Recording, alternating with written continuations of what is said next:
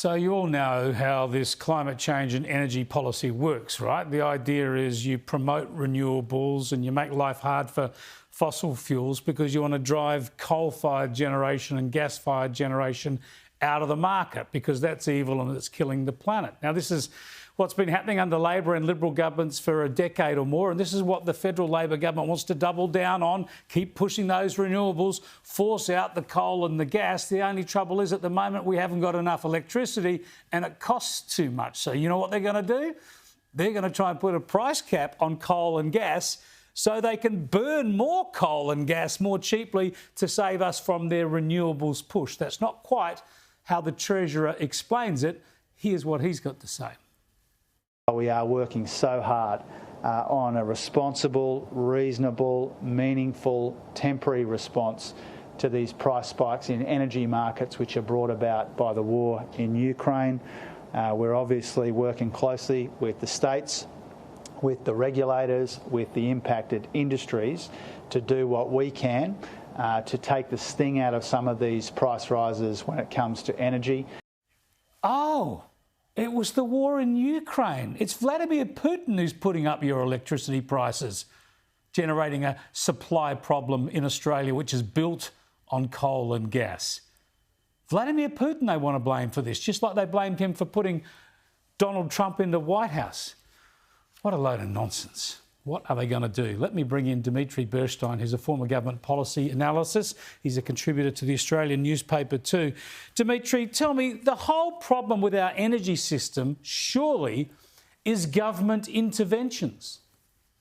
Absolutely, Chris. The Soviet Union fell over some 30 years ago because its economy was corrupted through central planning. Yet what we're witnessing in Australia is central planning with Australian characteristics. You've got Labor, Liberal, state, federal, all intervening to control the means of energy production in Australia. It's comic.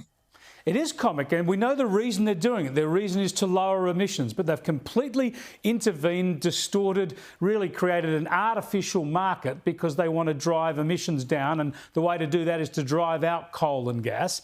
Now they find really they've gone too far. They're going to fix it, supposedly on Friday, with an additional intervention, with price caps funded by governments. Will this work, at least in the short term, to get prices down? No, it won't. We've seen this movie before. In the 1970s, where after the first oil shocks, the price of petrol in the United States went through the roof. And so Jimmy Carter decided to put price caps on fuel. So what did you have? You had, excess demand, you had queues, and you had shortages. We're going to see the same thing here. You'll have the same thing short term, and it'll actually make it worse long term, because who in their right mind would invest in gas exploration and extraction on the risk of some future government coming in and meddling yet again? We've seen this movie before. The only thing that's missing is a speech from Anthony Albanese from the Lodge claiming economic malaise.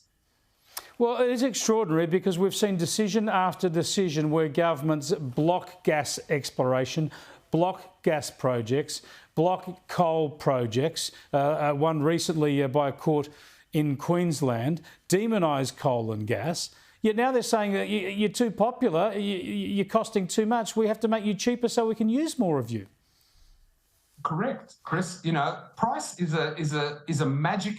The price system that powers, democratic liberal economies, it's a magic thing. It's the place where supply meets demand. If government come in and artificially suppress price, demand doesn't change. It just creates an excess demand, which will, in some products it leads to black markets. We're not going to have that in Australia. We'll just have shortages and blackouts and brownouts. The only answer, surely, is more dispatchable electricity. Well, the issue is, Chris, as I said, is that the government wants to control the means of energy production. If the objective here is to reduce emissions, they should design a policy instrument that sets and caps emissions. But instead, we don't have energy ministers, we have commissars who decide which means of energy is good and which energy is bad. Let the market work this stuff out. Government is not about running things. It's about creating the conditions for the private sector to find the least cost solution to these problems. But what we have, as I said, is government wants to meddle people who have limited background in business, engineering and capital markets, and they want to run the show.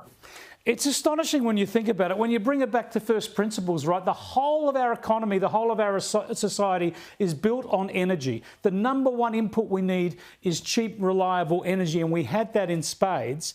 And we're now using our energy system not to deliver cheap, reliable energy, but to reduce our carbon dioxide emissions. That's the prime aim of their energy policies, is to reduce emissions instead of deliver energy. And we wonder why we end up in a crisis. Thanks for bringing that clarity to us, Dimitri. Appreciate it.